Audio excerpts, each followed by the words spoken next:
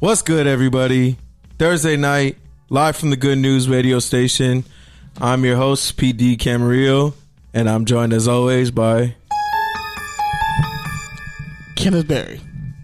But yeah, man, before we get right into the thick of the podcast, I just want to take a quick second to shout out to our sponsors, Podcorn. For those of you who don't know, Podcorn is a marketplace where podcasts can find all sorts of sponsorships opportunities, everything from pre-rolls and live reads like this to unique content opportunities. And the best part about it, the best thing that I've found, you know, we've looked at tons of different ways of monetizing this podcast across me and Kenny's almost better part of a decade doing this show. And what we like the most about Podcorn is not only can you directly negotiate with different brands and sponsors, but you do that without having to leverage any part of your show. So the rights to your podcast are all you. It's a great website. If you haven't gotten a chance to check it out, make sure you go to the link in the show notes right here. You can sign up for Podcorn, start browsing for sponsorship opportunities, start negotiating, and hopefully be on your way to monetizing just like Touchdowns and Tangents. So yeah, shout out to Podcorn. Thanks again for sponsoring us. And on that note, what's good, Kenny? Happy 2020. Happy New Year. Happy New Year. Oh, man. It's great to be alive. It's great to like close the chapter on the past decade.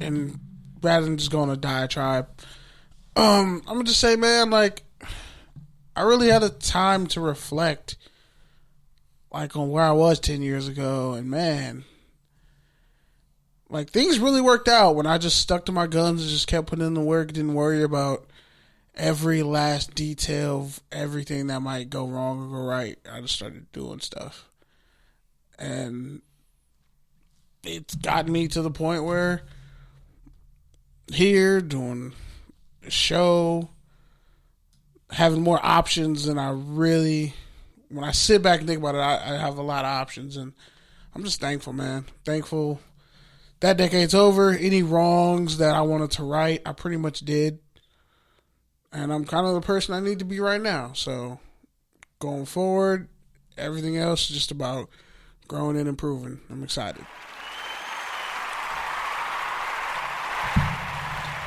But yeah, man, my New Year's was weird, and the fact that it was probably the first time that I really didn't feel like going out and drinking. It was really you didn't feel too? like doing anything. It was you at too? all. I felt like, I just want to go home and just like, Because I mean, even times where like I haven't felt like doing that, I usually at least feel like some bit of FOMO. Like, exactly. yeah, maybe I should have went out, but I didn't feel any of that this year. I was I want to go home. was happy to do my own thing. I was glad I got off work early. All my coworkers was like, let's just go home and, just chill, look at the wall. Especially after that whole last week when I was stuck in the IE because my tires got flat. That was basically Christmas, and then Thanksgiving I basically spent 6 hours on the freeway. So like I just didn't feel like dealing with cars or driving or traffic or anything this holiday. So that was the best part about it. And then of course, shout out to Oregon. They won the Rose Bowl. Shout out to my cousin Andy Avalos. Hey. Pulling out that narrow win. I was out there with the family, the extended family, supporting him. Pac-12 actually finished with the best bowl record in like 4 years. 5 years. No, yeah, 5 years. But it's like they were talking. But it's like Corey was talking about though. Like, what does that really mean though when you consider like the bowl games that they were in? And they got USC got trounced so bad. I'm gonna put them in the UCLA category of not talking. And you got some apologizing to do to Texas. I'm never apologizing to Texas. I love Texas women. I'm never apologizing to Texas.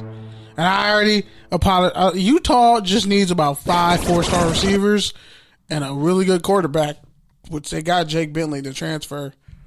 I'm telling you, all Utah needs is just better DBs and receivers, and it's over for y'all.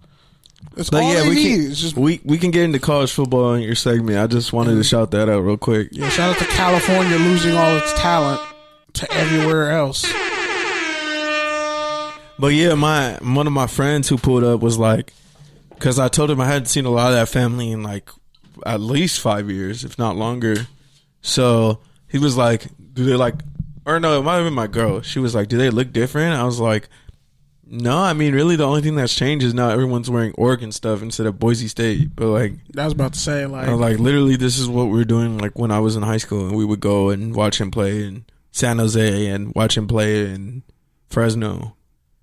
It's just now my cousins have families and too much to lose to be getting in fights at the buses with other teams' parents. Exactly. But that's off the record. I don't know if I'm about to talk about that, but I see some wild shit in those Fresno State, Boise State rivalry. Let's just say that. Because it's Fresno. They always want to fight in Fresno. Idaho, too. Especially if you start bringing up BYU and some of those Utah schools. There's bad blood there. Like, really bad blood with the Mormons. They be fighting for recruits. But yeah, man, a lot of stuff happened this past week. Obviously, the season wrapped up. So we have Black Monday, which, as we all know, is pretty much the day that everybody gets fired.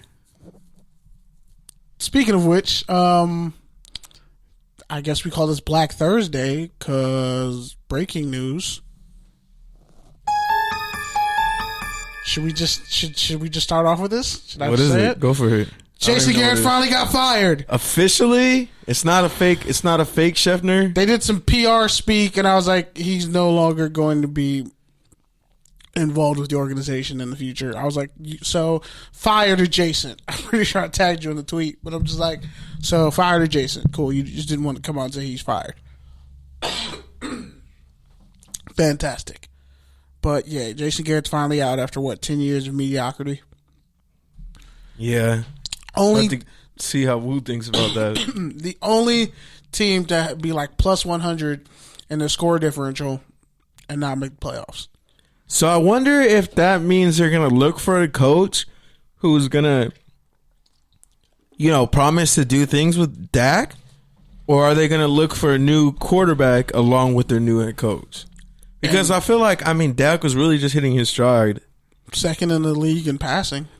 But, that's also what makes it tough, is because it's like he had such a good year, but at the same time, he had some bad moments. He's just not enough. But it's like Derek Carr. It's like Derek Carr. It's like, okay, but look at the Eagles. Even on your best, even performing your best, like you can be really good. Your floor is really bad. But you're still not enough. You're still not enough to put your team over the edge. Your floor is really bad too. Also, like when he's bad, he's bad. Yeah, that's true. That Buffalo game was bad. But also, I look at it like this. You look at the Eagles. They had Nick Foles. Like, they won the Super Bowl with Nick Foles, who was never a starter. We could see it coming out of college. He's just not the guy. He can play good in spurts. He's a really good momentum guy. He'll get the ball rolling. He'll create an avalanche for your team. But Jacksonville paying him all that money made no sense when Gardner Minshew outplayed him most of the year. And I guess they can cut him after next year, but that was a stupid amount of money to give to one person. A lot of these teams just are so QB needy, and I wasn't gonna bring this up. I was gonna wait till next week. But shout out to the article done by The Ringer on the black quarterback camp.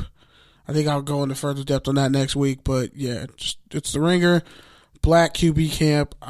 Share the tweet. You can check my Twitter. Go to Ozo Grande and read the story. It's fantastic. We're gonna really do a deep dive on black quarterbacks next week and the fraternity that's building. But anyway, when you look at all these QBs, man, Dak put up the numbers. Hell, Jameis Winston put up numbers. It just really comes down to, like, do you want Dak to be the reason? Do you want to give Dak the credit if you guys win? Like, are you okay with that? You're okay with giving him the praise? Because you give all the praise to Zeke. Cooper did good. Gallup went over 1,000 yards. Like, Witten was just there, I guess. That defense is great, but like was said last week, Gallup had a very uninspired 1,000 yards, though. He had it's a lot of cats who had quiet 1,000-yard years. And out of Colorado State, which hasn't really been producing much lately. But I wanted Gallup for the Raiders. I thought he was going to be good. I've been telling people he was going to be good, so I'm happy for that. But yeah, Hollywood Brown was nice this year too. A lot of cats had quiet 1,000-yard seasons. which is... Well, when you have a lot more people throwing for 4,000, when, 3,000 was a thing. But can we be honest? Just 10 years ago, 3,000 was a thing. Can I be honest? I'm really not all that. Like, it's cool that Michael Thomas broke that record for catches in the season, but he only averaged 11 yards a catch. I mean, that's who Drew Brees is. Your Marvin, goat, no, but like Marvin Harrison averaged way more yards per catch. Yeah, but had 143 catches. That's because all they were running was that fake touchdowns. All they were running was that fake stretch. No, PA Marvin. No, don't you dare! Don't you dare! To the corner, and it works. Does the skinny post not work? The skinny post with the 9 route. Yeah, because you know why it worked? Because they had Edgerrin James in the backfield rushing for 1,600 yards a season, 1,400. But that play was just an instant 23 yards every time, no matter who you threw it to. But it's like when you look at the situation with quarterbacks, where I feel like we're at a turning point, and that you just have to admit that you can't just keep drafting and signing all these guys hoping they're going to be your franchise. They are who they were before they had their best game. Like, Dak is who he was outside of his best game and his worst game. That's what he is. And if you have Kellen Moore did a pretty decent job calling plays, but Jason Garrett was just a terrible, basic, vanilla substitute teacher head coach. And now, there's reports saying that they're considering Urban Meyer for the Cleveland Browns job. And I got in an argument with one of my coworkers. I was like, man, I wouldn't trust Urban Meyer with an NFL locker room more than I would trust Bobby Petrino. First off, you have all that dysfunction with, the best quarterback Urban Meyer put out was Tim Tebow. Do I need to keep going? Alex Smith? No, we're not counting Alex Smith. No, we're not counting. You got 2 years of Alex Smith. Bro. He was the number one pick. And he shouldn't have been. We all know that his story. We all can look back and say, yeah, Aaron Rodgers was better than Alex Smith. He was, but back then and now. He was. Go look at that draft. Let's really go back and look at that draft. Alex Smith wasn't a bust. He was kind of a bust. You've literally said he's not a bust on this airwaves. It's a new year. He was not a bust. It was a bust when you have 5 different coordinators in your first 2 years. That wasn't his fault. San Francisco was a failed. That's what I'm saying. It was a failed situation. And they had a lot of substitute teacher vanilla coaches during that era. Yeah, it's true. But was he a success in San Francisco? He lost his job to Colin Kaepernick, and then went to Kansas City and lost his job to Patrick Mahomes. He didn't lose his job. They gave the job to Pat Mahomes. They told him. He would have went somewhere else and lost his job. Full context. Okay. He was playing good in Washington for the 5 games until he shattered his leg completely. Which is really sad. And I'm glad he's walking again, and I hope he lives a full life, but his career's over. It's one of those, you'll look back on Alex Smith's career and be like, was he a butt? Kind of, but no, but he was good. He was good, but he was never going to get you over the top. And I think his ceiling is midway through Dak's.